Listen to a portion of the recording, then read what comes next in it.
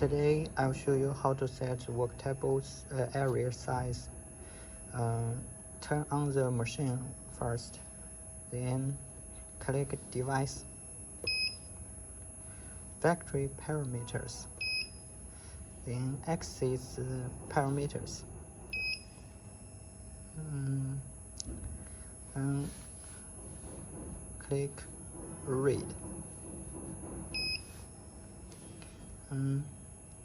X.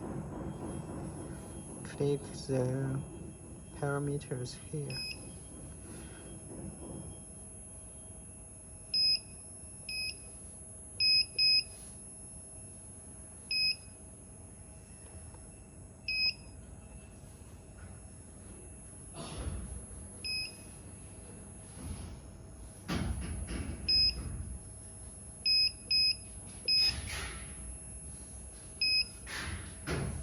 And right.